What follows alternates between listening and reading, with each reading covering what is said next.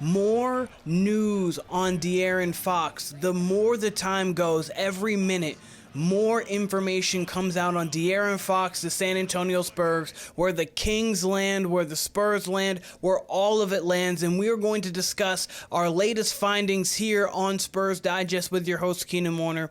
And if you guys haven't yet, make sure you guys take a spur of the moment to get every Spurs moment so you don't miss all of the Spurs great content we have coming for you by hitting that subscribe button. But we are going to start with the alien, the guy who unfortunately didn't get to play tonight, but he spoke on this yesterday, and he said that I've heard about it today, but I hadn't seen the rumors. This is on the De'Aaron Fox trade discourse all around that. What I think of him as a player, of course, that he is a very good player. But as I said, I remain in my role as a player. I trust the front offense, as do all of us Spurs fans. We know that in the past, the Spurs haven't made big trades. They don't go out and make splash trades. So this was never going to be something that was going to just be, oh, we wake up, instantly happens. It was going to be a negotiation. The Kings don't want to just give up a player of this magnitude, and the Spurs don't want to just throw all of the assets out, so it's going to be back and forth. It's going to be having to play the long game,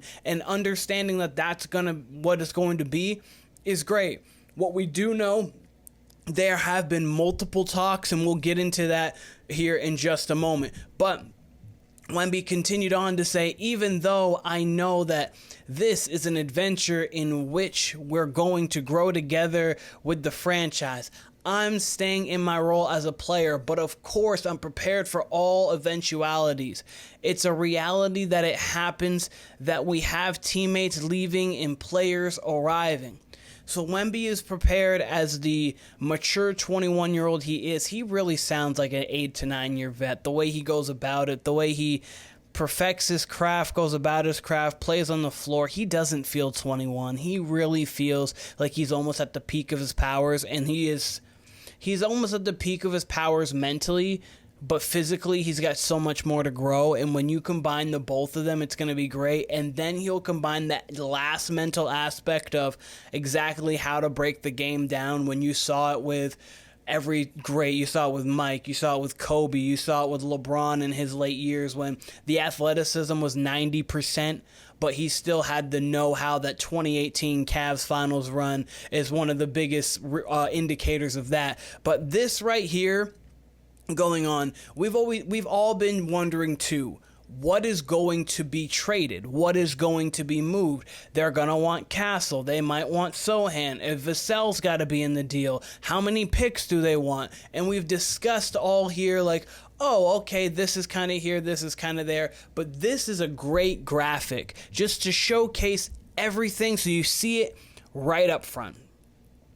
Expiring deals. So these matter because they are 10, 9, 2, 1, or 2 and 2. But really the 10 and the 9 in Tre Jones and Chris Paul, those matter because if you need to make the cap situation work, you throw that there. And those deals are enticing for a Kings team. If they do trade Fox, that most likely means they're either going to go into a retool or a rebuild. And with that, you want cap space. Those guys are both unrestricted free agents in Tre Jones and Chris Paul. So that's basically $10 million to just come right off the books towards the end of the year. Of course, the controllable contracts, you've got the young guys, Stephon Castle, Jeremy Sochan, Brandon Wesley, Champaign City.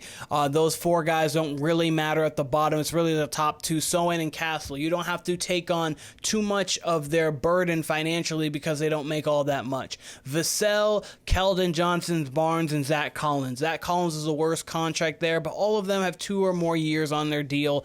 Zach Collins, Devin Vassell, those Keldon Johnson, probably not Harrison Barnes. I can't imagine him going back to the Kings, but those are the guys there within this deal that are going to be the money guys, because obviously De'Aaron Fox has got a hefty price tag on him, so you're going to need to throw in Devin Vassell, say Chris Paul, just to give 2 names out there to make something like this work. Of course, Wemby's off the board. We don't talk about him. And then we are 21.1 below the tax with exceptions. We've got 9 tradable first-round picks, including 4 this year, 2 in 2027. We have a swap next year. We have a swap in 2028 that we could also, and then we have a bunch of seconds. And then we have all 7 of our own. We have 2 unprotected from Atlanta, which are going to be the 2 picks that we're going to want to discuss here, because as we see here, Atlanta just continues to plummet. They are one of the 10 worst teams record-wise in the NBA. Obviously, you see the Hornets, they're top 4. We're not going to get their pick. We see the Bulls at 9. If they land between 11 and 14, as you guys are probably at this point well aware of from either listening to this channel, seeing all of the sports stuff, but the top Bulls is top 10 protected, so 11 through 14, we could snatch that pick there as well. So we have a lot of assets on the board to get De'Aaron Fox, and there's been talks that maybe it's not going to just be the players more so, that they could veer away from Castle if they want a lot of picks, maybe 4 first-round picks. You throw in 1 or 2 of the Hawks ones, 2 of our unprotected later on, or maybe a top 10, top 8 protected, depending on what the Spurs and the Kings can negotiate on. But you have to remember, this is a negotiation. This isn't just a yes or no, like, yeah, we're going to do it, no, we're going to do it. It's going to take some time. But obviously with the deadline looming, you're going to be in a situation where the deal is going to obviously get done, or it's not going to get done. But the more it waits on, I know for some people that's bad. I don't always think that's bad. This report here seems like the more time that passes, this comes from a guy from Sacramento, Matt George, the less likely the De'Aaron Fox trade gets done before the deadline. Nothing is completely dead and things happen quickly, but the Kings are going to trade Fox for pennies on the dollar just to get something done before February 6th. They're not. They're not going to trade him for pennies on the dollar, of course. But what you've got to think here in this situation is, the more time De'Aaron Fox, if you do not believe, unless the Kings believe they can mend this relationship and Fox will be there in 2026 and past. Obviously, everyone was prepared for the Fox sweepstakes in the summer, and that was kind of where the Kings were prepared for it as well. But the more time that passes and the more things come out that Fox is planning on going to San Antonio or things like that, a lot of teams aren't going to want to trade anything but pennies on the dollar. So then you're going to get to a point where we're either going to have to trade him or we're not going to get anything at all for Fox, and he is going to leave. And when it comes to that, okay, we could have had picks, we could have had that. So the Kings are advantageous in that point. And as I spoke on last time, we don't know what's going to happen in a year and a half, so it's better to get it done now rather than wait, because the chances of things changing if you wait, or someone jumping in with a crazy offer because they think that they can lure De'Aaron Fox to signing with them. They have a bunch of money they could throw at him. They have promises that they can give him, whatnot. So you just don't want to give other people even the opportunity to try to steal something away from you that seems like it's going to be locked. But this also came out. League sources say that the Kings and Spurs have indeed been engaged in trade talks this week on the deal that could potentially land Fox's preferred destination of San Antonio. And we know that. It's a lot of speculation from other people, but league sources have are officially just saying this is happening. They're going to continue to talk. This is not just going to fall through the wayside by right now and then not happen anything. We've got multiple days, multiple hours to get this done.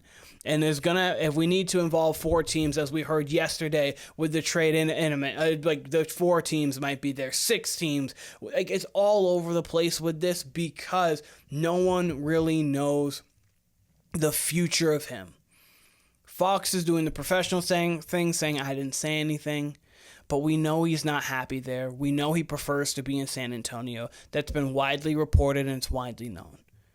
De'Aaron Fox is going to find his way in San Antonio by 2026. I believe by February 6th, the Spurs can get this done, and anything short of, obviously Wemby's clearly off the board and everyone knows it. Stephon Castle is an untouchable. We keep Stephon Castle, we keep Victor Wembanyama. Any other package you give, most likely understanding that the Spurs organization is not just going to be rash and say, hey, here's Vassell, Sochan, and 6 firsts. It's not like that's going to actually be realistic. Any realistic trade not involving those two is a trade that we're willing to deal with to ensure that we're going to get a guy who is a former All-Star, a guy who can put up 25, a guy who on games like tonight can help out even if Wemby is out, because real quick, just want to touch on it real quick. Of course, course, it's game day. On a back-to-back, they beat the Bucks, they waxed them, had their best offensive performance of the entire year. A beautiful, beautiful output offensively. Defensively wasn't always great. You had great moments from Wemby, obviously the double block on Giannis, back-to-back possessions, but the ball was moving, it was humming, it was moving around. Another game where Wemby goes over 25 and they win. Just seems to be right now when he's over 25, because it's typically efficient, he's at that point. The Spurs are pretty much almost an unbeatable team at this point. They're on a 63-game win pace. But today, you play a very tight game. It's a game of runs, obviously, back and forth. 14 lead changes, tied 10 times. Didn't turn the ball over too much. The Spurs played the game that they were supposed to play, and it just... The last possession came down to a Chris Paul fadeaway from the elbow. Didn't make it. Bam Adebayo gets it. Eric Spoelstra draws up a nice play to get Bam into space. That's going to happen. Eric Spoelstra is one of the best coaches in the league. And then Bam hits a nice midi at the buzzer. A tough loss, obviously no Wemby, but it's a game where these games, we can't string anything back to back. We can't string 3 games in a row. We go to France and we have a beautiful game against the Pacers where Wemby's flying all over the place. This team is stymieing all runs. It looks like they're great, and then we get blown out by the Pacers the next game. They just can't seem to string together greatness.